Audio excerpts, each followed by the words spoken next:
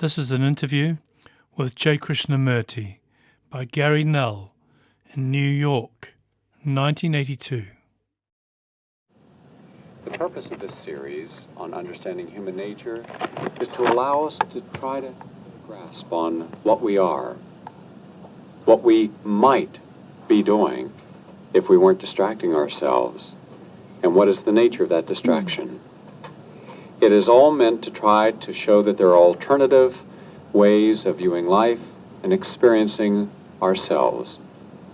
My special guest is J. Krishnamurti. Krishnamurti, the author of many books, The Wholeness of Life, a new one, Krishnamurti's Journal, is just out this week. Think on These Things. It is a well-worn book that I have, and many others.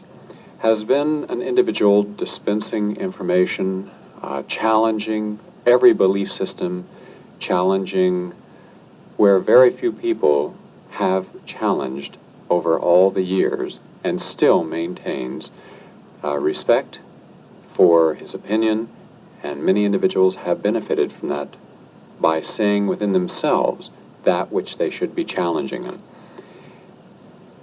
We'll be taking calls later on in today's program. Krishnamurti is live in studio. Welcome to our program, Krishnamurti. Krishnamurti, let me start by giving a little example of something that happened yesterday, and I think it would be appropriate for our conversation. A friend of mine that I grew up with in my hometown, I haven't seen in 15 years. He called me yesterday and he was angry. And there was bitterness in his voice. I have not heard from him in 15 years. And he said, Gary, he said, this is Tom. He said, I just wanted to talk with you for a moment. He said, I'm angry. And I said, why? What's wrong, Tom? He said, I woke up this morning and I looked around myself before I got in the car to go to work. He said, I should be happy, meaning he should be happy. He said, I have a house, I have 2 cars, I have television sets, I have wall-to-wall carpet, I have furniture, I have a family, 2 daughters, a nice wife, a job, security, an income, friends. He's on the softball team and the basketball team. He said, I have all these things. And he said, I realized this morning I have nothing because I have no idea of who I am as a person. He said, all these years, I've never stopped to ask myself, who am I? What am I? And what am I in this world for? And he said he felt so utterly and completely empty for the first time. And I said I wouldn't look at that, Tom, as a negative, because you're at least fortunate enough to have found that there are meanings in life beyond the material possessions. And knowing that you were coming on the show today, I thought that you might be able to express your views and share them with us on the quest for self through the way most people do, through possessions, through achievements, through success or money, and what that can do to us. In the modern world, the external, the importance of furniture, houses, cars, have become extraordinarily important. And most people live in the external world, give all their time, their energy to that. But very few people go into the question of what am I? From the ancient days, from the Greeks, the ancient Hindus, and so on, they've always asked, who am I? What is this world? Why do I suffer? What is the significance of life? I think when such questions become either verbal or idealistic or an inquiry what other people have said about yourself. But if you discard all that, all the philosophers, all the analysts, psychologists, and so on, and actually inquire what you are. What is your nature? What's your structure? The psyche. Then you have to have a mind that's very inquiring, delving, sharp, subtle. And that's possible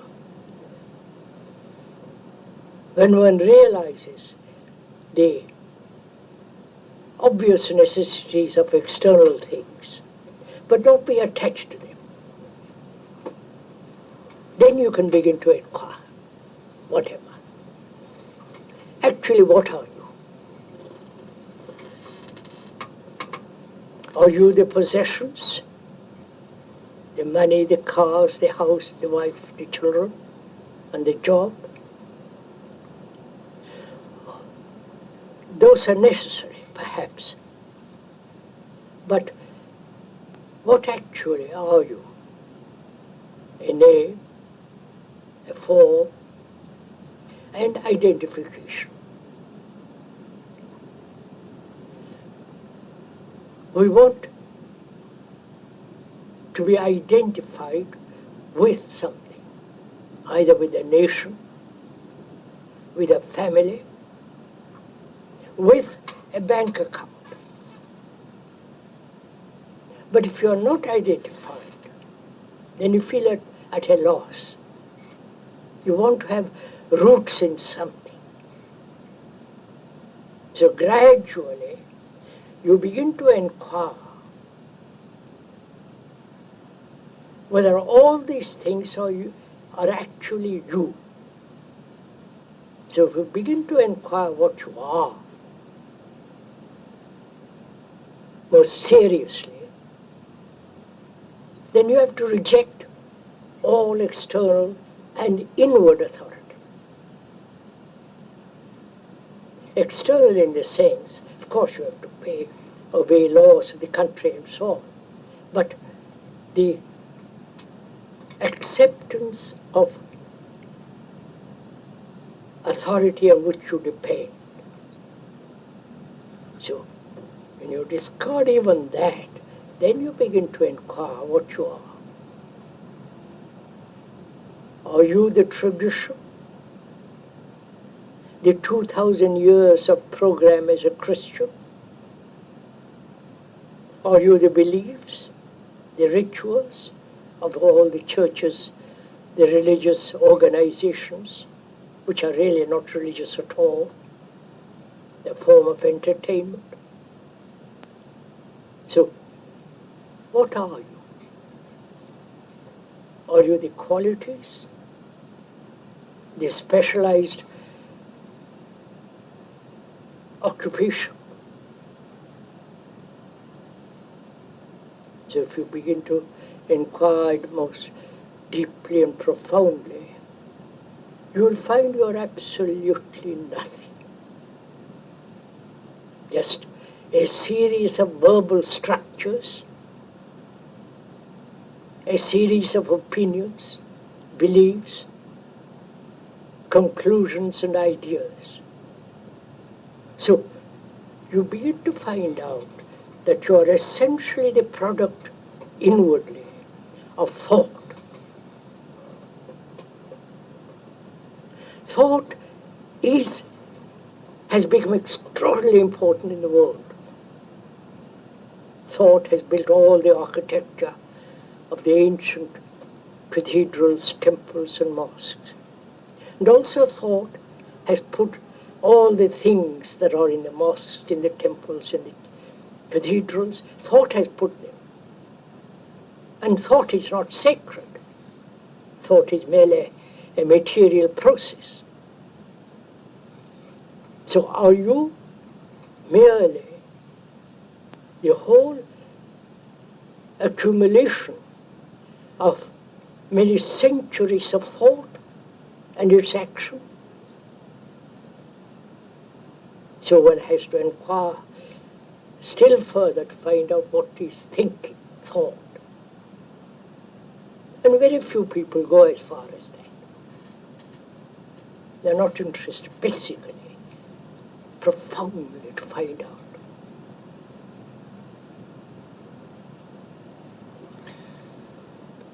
How many individuals are able to create their own experience? Zero.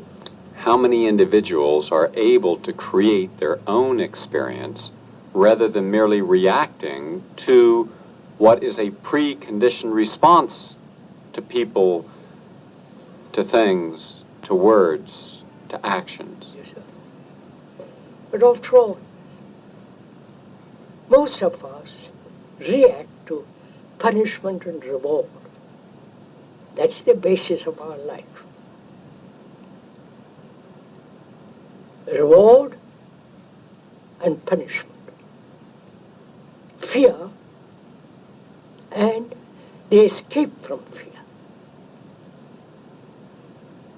So, really, if you want to go very deeply into the nature of why human beings are what they are, why they have become like this, brutal, violent, a terribly corrupt society, a society which human beings have created with their wars, with their national linguistic differences. And we sustain this thing, century after century. Man has changed drastically very little from the ancient of days. He's still violent, he still suffers, his great sense of anxiety, insecurity. And he finds security in things, cars, house, property, in a wife and children, or in a belief, or in some faith, whether it be the Christian, the Catholic faith, or the Protestant. They're all seeking some kind of security. And is there security at all? Psychologically, inwardly. There is security only when there is intelligence. And that intelligence is not the product of thought. Thought is never holistic. Thought is always limited, because knowledge is limited. And knowledge, which is the result of experience, which becomes memory and so on, that whole accumulation of knowledge limits thought, because knowledge is never complete. It always lives in the sphere of ignorance. So, can one go? That's the real question. Can one go beyond thought? Not in some romantic, emotional, make-believe world. What is the difference between intellect and intelligence as you would define it? Intellect is the capacity to discern, to see and accumulate what is convenient, safe, protective, to have the capacity to discern. But intelligence is holistic, whereas the activity of the intellect is fragmentary, whether it is scientific, or psychological. What are we afraid of that keeps us separated?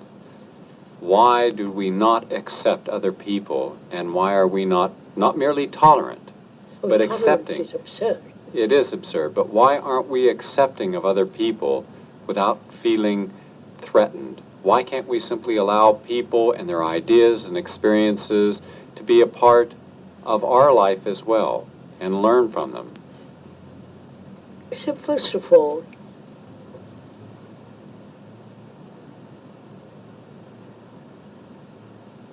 separatism has been cultivated.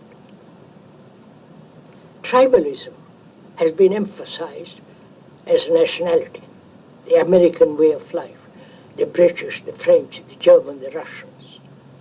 The nationalistic division, which has brought about tremendous agony to the world with their wars, with their economic division, that's the result of seeking isolated security. There is no security in isolation. Which is, there is no security in individualism. Because you see what is happening in the world. You are perpetuating wars all the time for the last 5,000 years. Nearly 5,000 wars. Wars, they're just it. And we're still carrying on. Talking about nuclear bombs, each nation accumulating instruments of war, which is the emphasis of tribalism, which is isolation, individualism. That's one of the reasons why there is so much division. The political lobbies, the individual achievements, all these self-centered activities bring about separatism, isolation. And people have no relationship with each other. You may be married, but you have no relationship with your wife. Perhaps sexually, but otherwise it's what? You go your way, she goes her way. Especially in the modern world. The woman wants to be occupied, have a career of her own, and the man does. And so children have no place in this.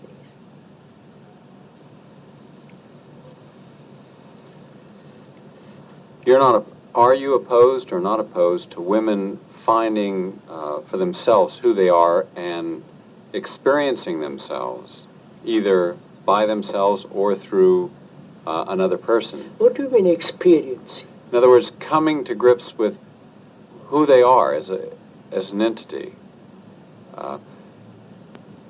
We surround ourselves with image.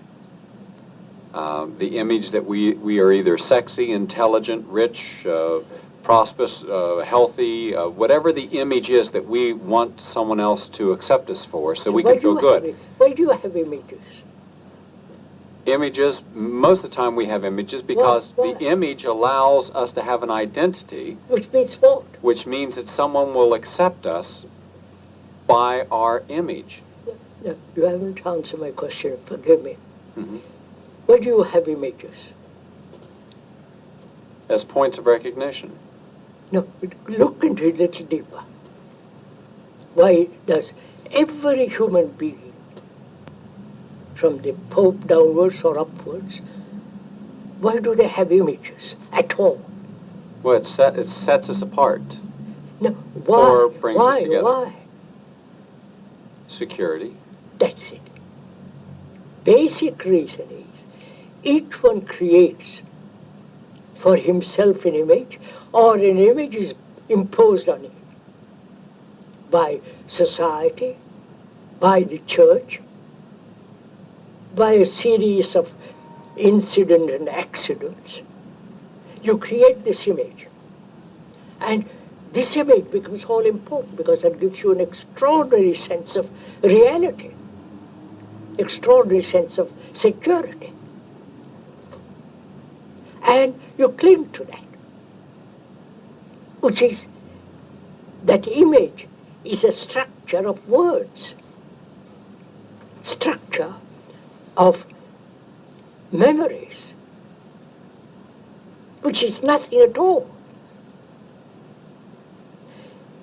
A man who is married creates an image about his wife, and the wife creates an image about him. So these two images have relationship, not the human beings. You think you are an American, and you have an image as an American, as the British, the Hindu, and all the rest of it. So these images are the cause of separatism. And then where there is separateness, there must be struggle, conflict, misery. If you've just joined us, I'm Gary Null, J. Krishnamurti. My special guest in studio today, we're talking about understanding human nature. Krishnamurti, let's look at all of the words that are said in a year on peace, on love, on giving, on charity. With all of the words said, and all of the books written, and all of the magazine articles, why is it that we're on the brink of annihilating each other? There has never been so much hatred. Anti-Semitism is at the highest level since World War II. Yes, sir. Racism is having a resurgence.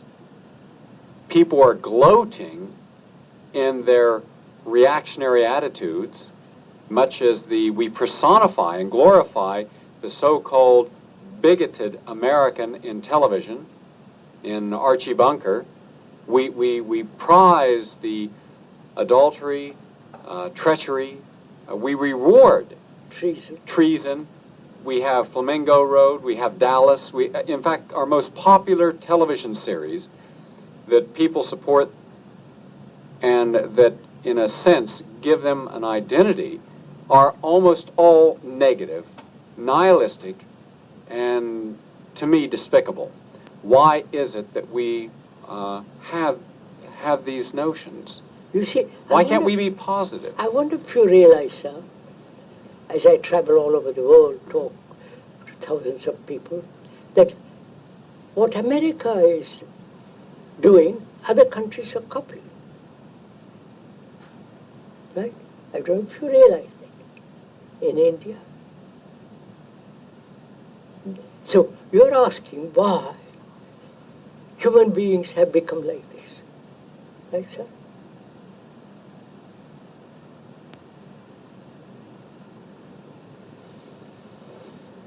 Why aren't we learning? Now that's it. What do you mean by learning?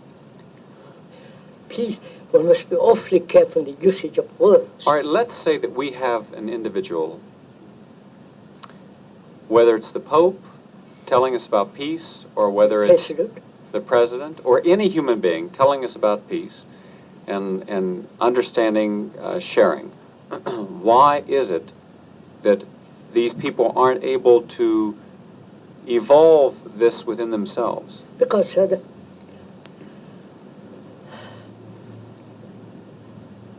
man has always looked to some leader.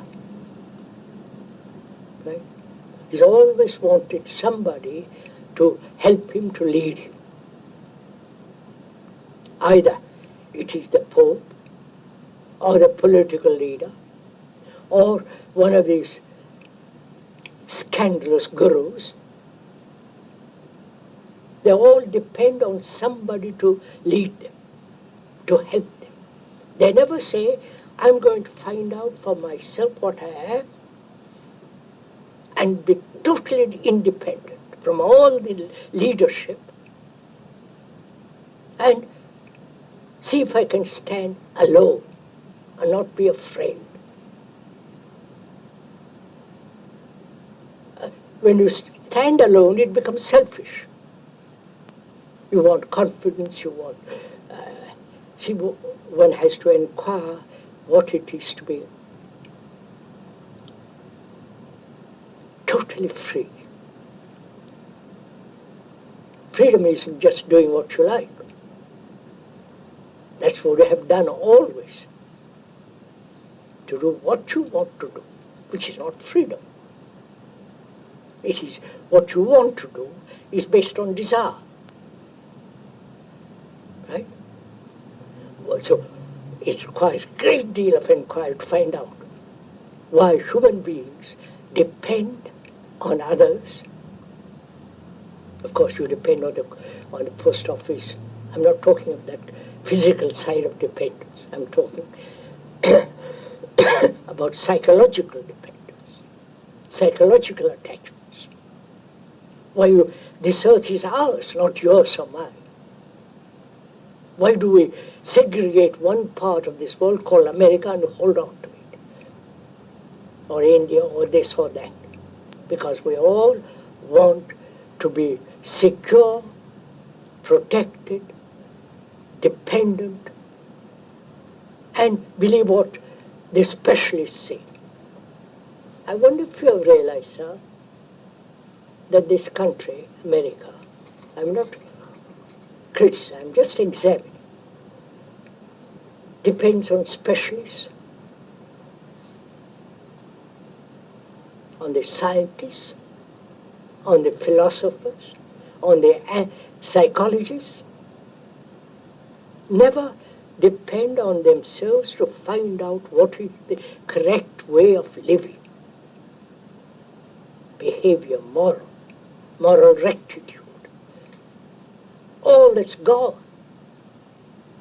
Because the whole world is being entertained. This, perhaps, this very interview is entertaining people. This interview, some may look into themselves, others a form of entertainment. All right, let's re-examine something here.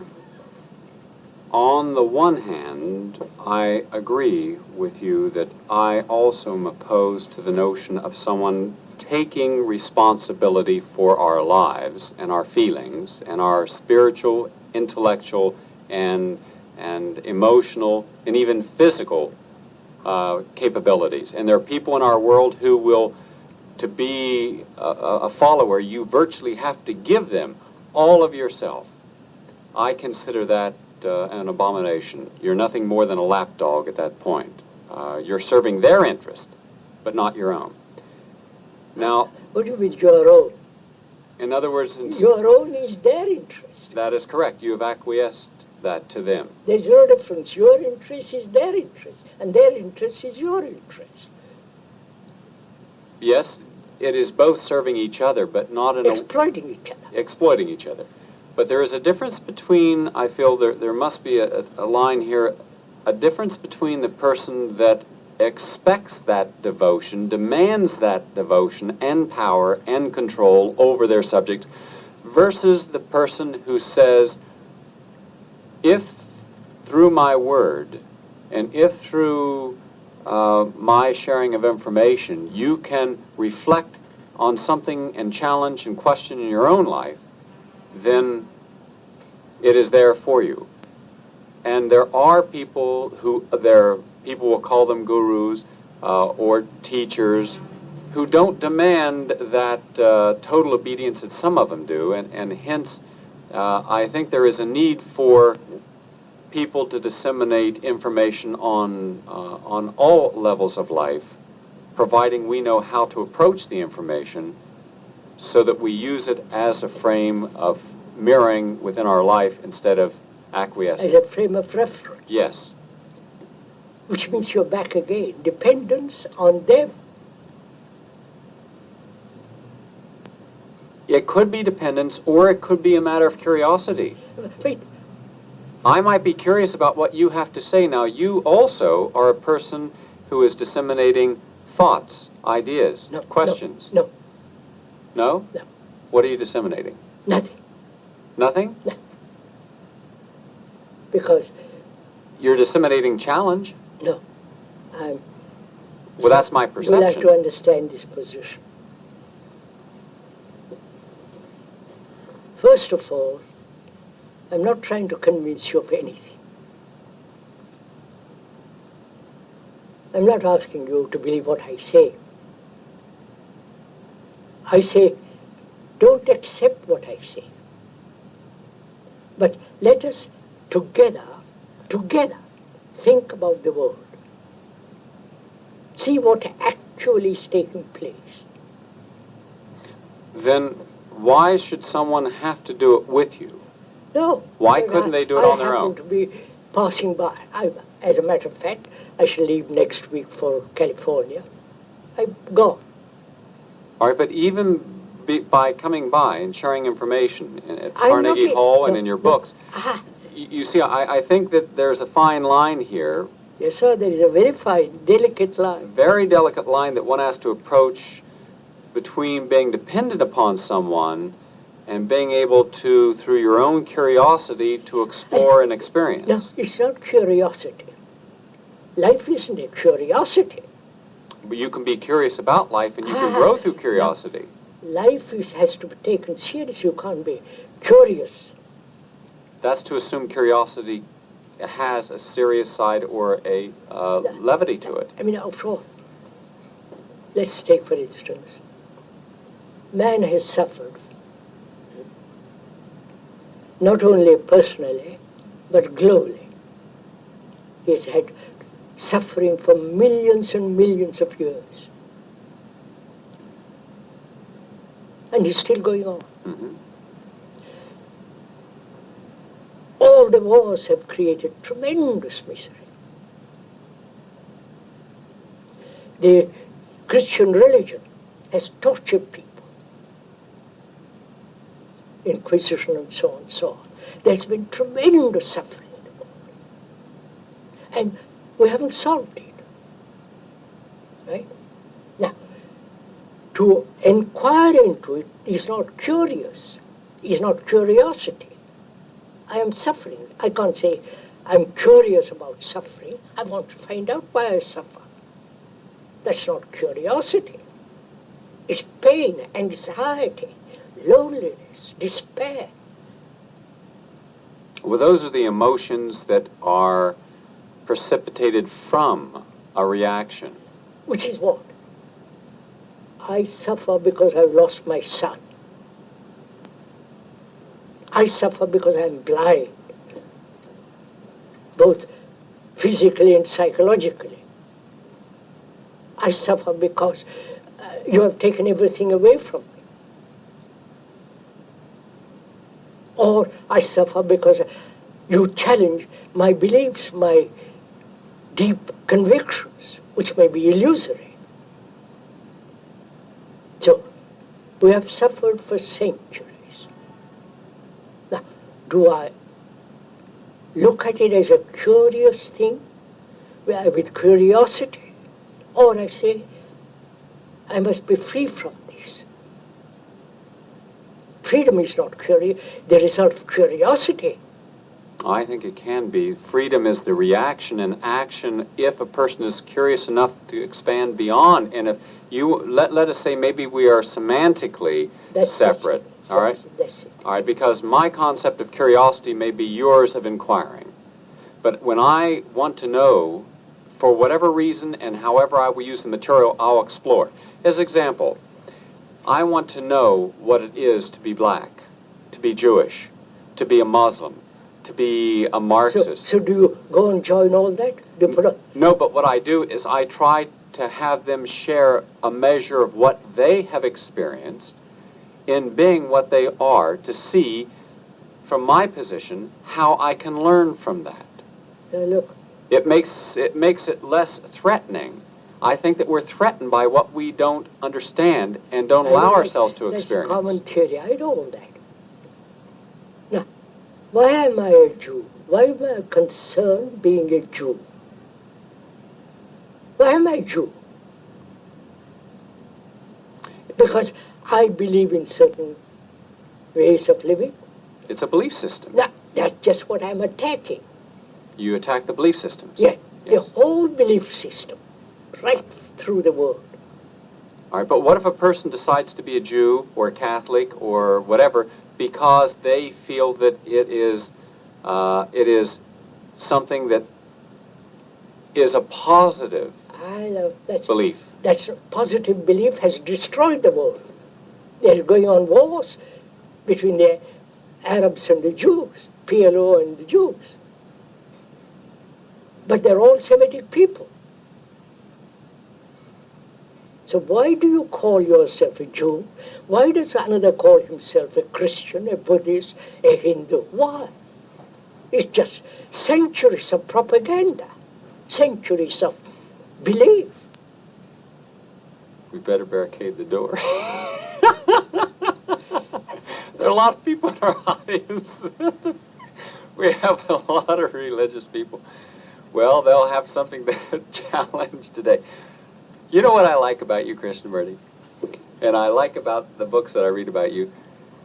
If a person does not have a sense of strong confidence in who they are, it can shake them clear down to the foundations. And I personally think that it's good to challenge ourselves and to see where we have created false beliefs and false idols and false images and false feelings and false reactions.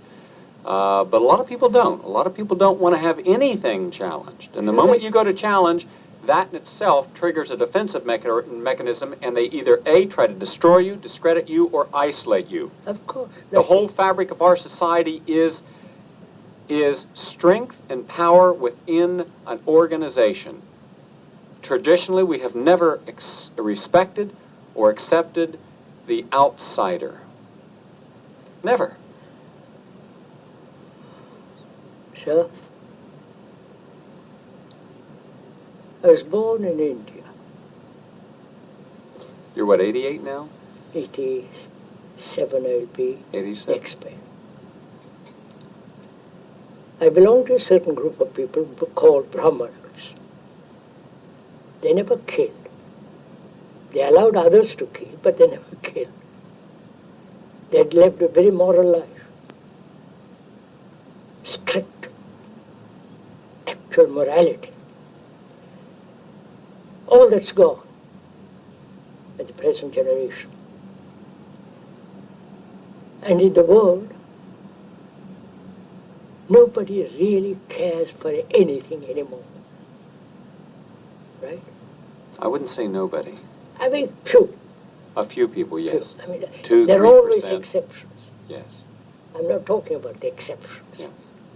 The vast majority which create the world Have never been alive, in my opinion. They're of course, dead. of course. I would agree with that. So, as long as you are identified with a particular group, with a particular belief, with a particular ideal, whether it's the communist, the socialist, or the so-called capitalist, there must be struggle. There must be conflict. But what of all these groups saying that it is because they have joined these groups, they are trying to overcome ignorance and suffering and strife and power and You manipulation? cannot possibly do that. Because Right. one group sets up against another group. Don't belong to any group. Be a human being. Observe what is happening in the world. Radically change yourself. Is what you're saying then that every group who thinks that they have the truth and Oh, answer that's nonsense. merely replaces a power group with their own power With their own power. and then Of course, co-ops? obviously. There was a song once, Krishnamurti, an American song, and it was called "You're Nobody Till Somebody Loves You." And I listened to that song and I thought, now this will sell 1 million records and people won't have any idea of what I personally think is an absolutely ridiculous concept. One love song after another talks about you have to fall in love, someone has to love you. And love is the most, I feel, abused word that I know of in our language. And I don't think the average person has any concept of what love is. I think most of them are looking at need and stating that it's love. What are your views on our whole notion of of love? Falling in love, falling out of love?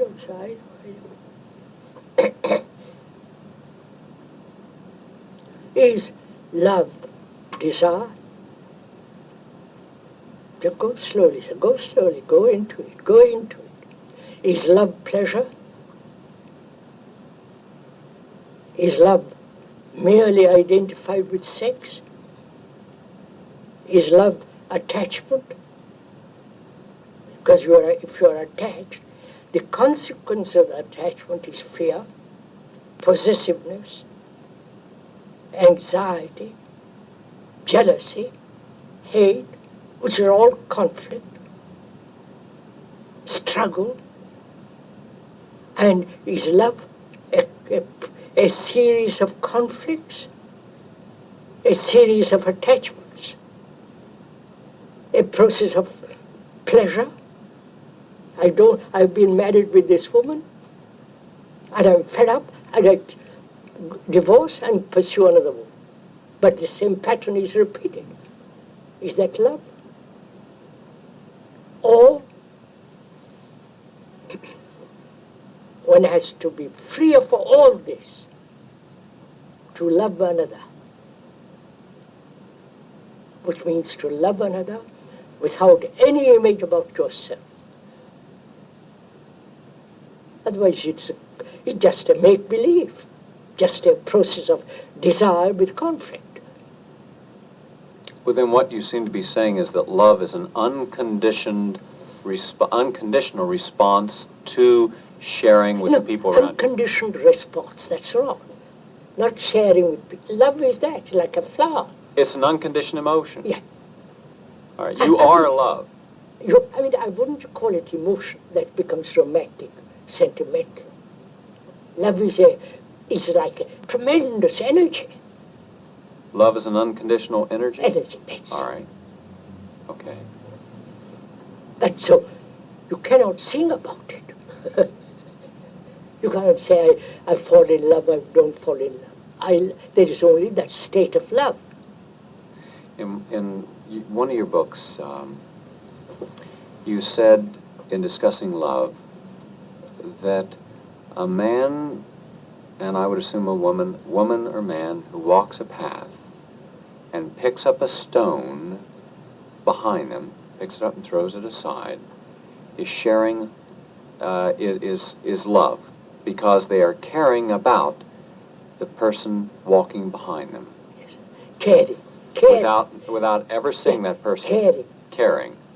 Which means responsible. Responsible for their children. Which means right education, not this kind of education which is just conditioning them, making them into specialists of one kind or other, limiting their brains, their capacities, their function in a particular line. And if you really love them, there will be no wars. No, this is important. There will be no wars. If I loved my son, do you think I would allow him to, or not allow? He would be so full of love he wouldn't go join the army, be killed or kill another. Why do you think we have violence? The children? Violence? Why do we have violence? Just think of it, sir. There's more and more violence in the world. You can't walk down the streets at night without getting hit or mugged or whatever it is. Why?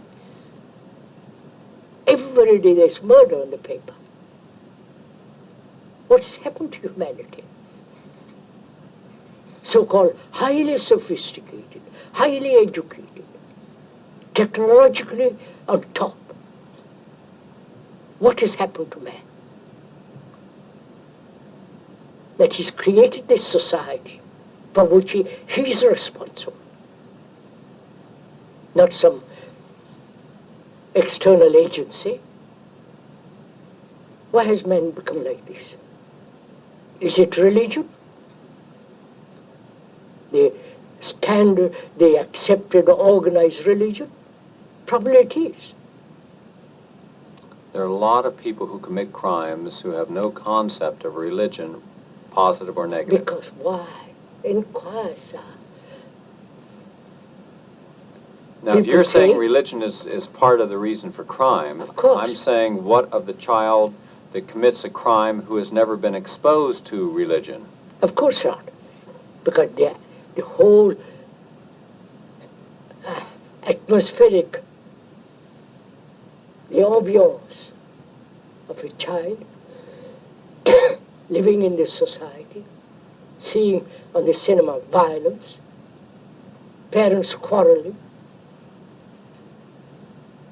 other children teasing him, other children beating him, is part of this whole structure. You can't say separate, that he's separate. That poor child is living in this monstrous society. He's being influenced by papers, by magazines, by everything around him. So, sir, we are not inquiring into what is freedom. Not freedom of choice. Freedom of choice is no freedom at all.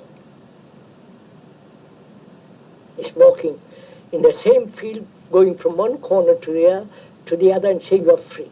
It's not freedom. Freedom is to be free from all conditioning. And that requires great awareness, attention to what you are doing, to what you are saying. So let me see if I can pull this together. If a parent, single parent or a couple,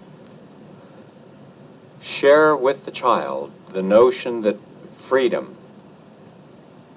to learn, to experience life, coupled with the total love that the parents are and the child will feel and be immersed with. That means that he is the world and the world is him. All right. He's not separate from the world. And a total caring That's right, for responsibility. everyone else around the child. Total responsibility for himself, for what he's doing, for what he's thinking, what he's acting. And for other people. Out of that responsibility, your caring Will come for from them. that. All right. Then that is a child that would have no reason to commit a crime. Of course not. We seem to have overly simplified the question of dealing with crime. Longer jail sentences, more police on the streets. Oh, for God. And that to me is a mindless activity of we are not getting at the character of the child. Yes, sir. We fill the child with so many negative images, reinforce it with such negative You give him stimulation. guns, toy guns. No, I mean, the whole thing is so rotten. And this, you call this American culture, American way of life. Well, what happens in a culture such as ours where all of our occupation or all of our recreational time is spent as spectators to highly stimulating activity, whether it's a hockey game or a race or Or a church. or anything? No, include that. Include the church? Entertainment. Entertainment? That's a form of entertainment, Why do you feel a church is entertainment? isn't it? Why should you, day after day, you go to a mass, if you're a Catholic? What for? What if a person feels a Wait. resounding... No, you ask a question. It's depending on that. It's if you're, either you take drugs to be stimulated, right? Or you go to some kind of religious ceremony to be stimulated. Or you are But what is wrong with stimulating the spiritual self? That's a contradictory term. Stimulating the spiritual self. You mean to say, why then you are accepting that some form of spiritual drug is necessary? No. Of course, moment you accept stimulation, then you are, whether it is physical stimulation induced by drugs or so-called, as you put it, spiritual stimulation is a form of drug. And so gradually you depend on it. That's why there are 750 million Catholics in the world. And millions of Hindus. They all want to be stimulated. To them, religion is something out there. It's not their life. Their everyday life, how they behave, how they think, how they act, whether they're compassionate. That is their religion. Not all the belief and all the superstitions of saviors and gurus and all that nonsense.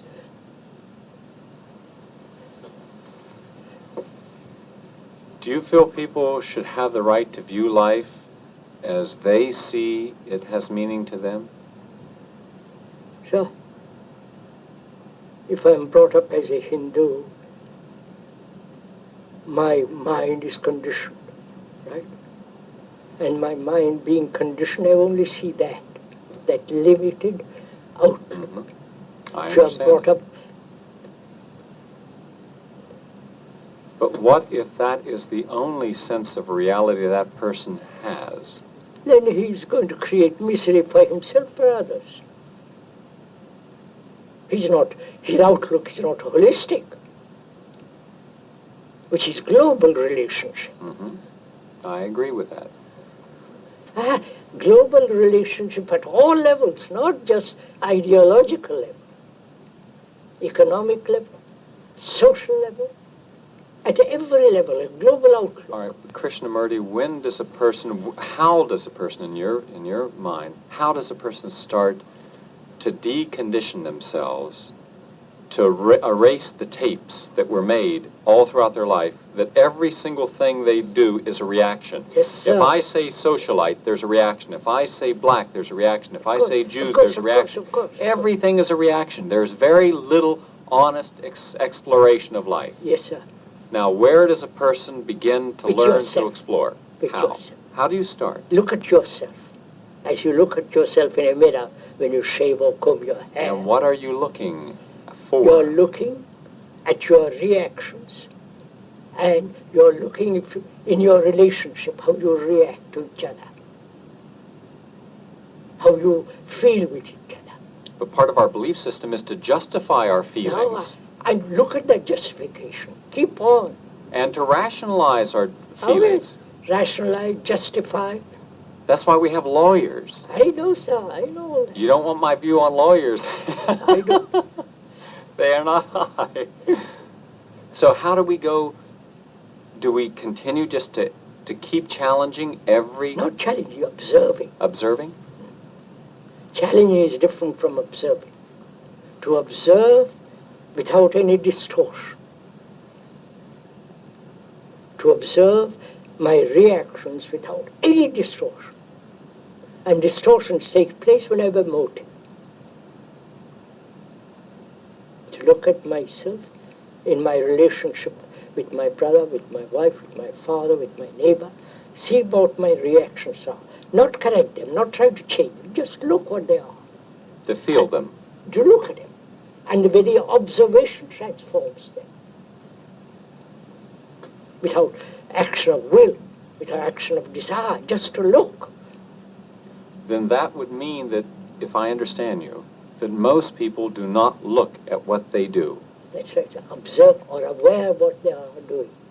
Automatically go to nightclubs, automatically get up in the morning and go to the office for 8 hours, 9 hours, or factory. Spend all their life at this. Distracting. And this is deadly. Nobody questions, nobody observes all this. But you realize there's going to be pain when a person like my friend that I opened the show with, Yes. when my friend after 15 years wakes up one morning and Okay. finally looks in the mirror and questions, and What has taken? That's there is pain. 15 years to realize this. You understand? Yes. Either it's his education, his just vague, unaccepted way of life, And suddenly it feels, my God, what have I done? Takes 15 years. There's something wrong with human minds when they take 40, 50 years to see what the world is like. And the world is themselves.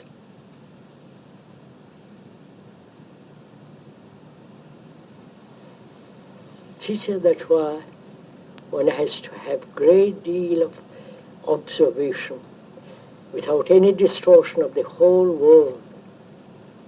Not my world, my little occupation, my little suffering. The whole world is in this state. That world is me. I am that world. I have created that world.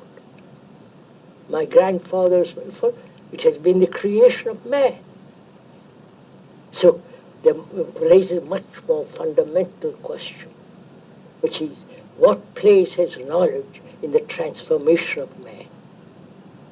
Knowledge, the books, it has none. If we depend on knowledge to change us, on experience to change us, and it hasn't. So, to bring about a radical unconditioning of the mind, knowledge has no place, only observation.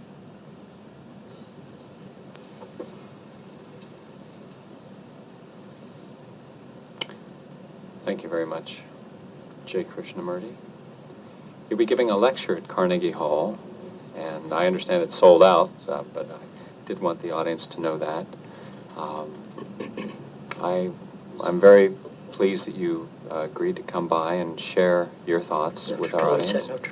I'm sure that some people were amused and other people were angered, and other people will find some measure of challenge that they will learn about themselves and experience themselves in a way they have not previously done so. I'm Gary Null. This has been a continuation of our series on understanding human nature. My special guest in studio, J. Krishnamurti. We'll be back tomorrow continuing this series. Until then, stay healthy and stay well.